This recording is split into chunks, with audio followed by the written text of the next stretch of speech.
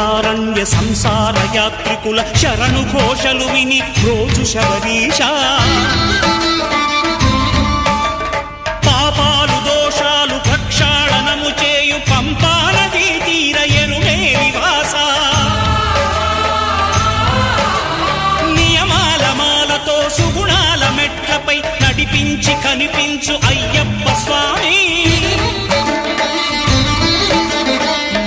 సంక్రాంతి సజ్జోతివై అరుదెంచి మహిమలను చూపించు మణికంఠ స్వామి